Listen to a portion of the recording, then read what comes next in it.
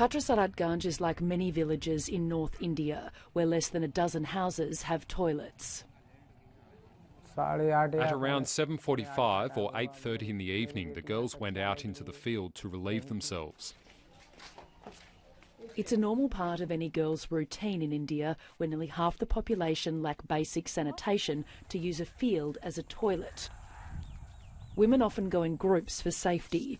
Sohan Lal's 14-year-old daughter was with her cousin, who was just 2 years older. Then another man from the community who was coming back from the fields heard them screaming. When he tried to check what the matter was, the attacker threatened him with a pistol. Sohan Lal went to the local police for help to find his daughter and niece. We went to the police station and woke up the policeman on duty there. Then the constable, Servesh, who was there, started asking me about my caste. We told him and he started abusing me. He says that officer abused him for being from a low caste. He's a Shakya, a caste legally referred to in India as backwards. So he found a taxi and travelled to a different police station in the next town. We had just travelled about 4 to 5 kilometres to the petrol pump. Then we got a phone call that our daughters are hanging in the orchard. Both girls were gang raped, then found hanging from this mango tree by their own scarves.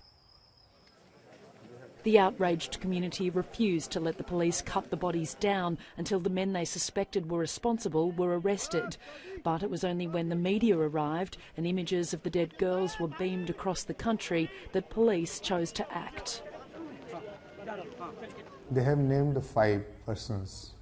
3 are for the rape and murders, and 2 police personnel for conniving with these criminals. All 5 were arrested. One of the accused lived just a few hundred metres from the girls' home. He's from the powerful Yadav caste, which is linked to the provincial ruling party.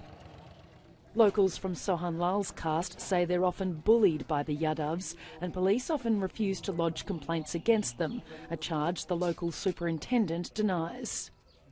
This is an isolated incident where the policemen are involved in such a serious crime. The girls' deaths have raised a number of issues that the new federal government, led by Narendra Modi, is under increasing pressure to fix, namely violence against women, caste discrimination, a lack of toilets and poor policing. Rapes often go unreported in India. According to campaigners, there were more than 240,000 crimes reported against women in 2012, but many say that's just a fraction of the true total. Narendra Modi's government has announced it will open a rape crisis cell in the state of Uttar Pradesh. And the new Prime Minister has also promised to embark on a scheme to improve sanitation and eliminate open defecation in India by 2019. However, addressing India's entrenched caste divisions would be more difficult.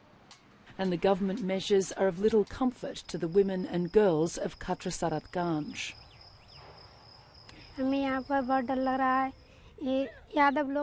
There is a lot of fear here because the Yadavs are threatening us. They don't allow us to go outside. If we have to go out, then we have to take some men with us, or a sister or a sister-in-law. Otherwise, we don't go. Sohan Lal fears reprisal attacks from the accused's relatives. He says he's received threats that once the media have gone, his life will be in danger. He's refusing to accept compensation from the state government. All he wants is justice and change. This has happened with my daughters, so it can take place with any other daughter too. I only have one request to make to Modi.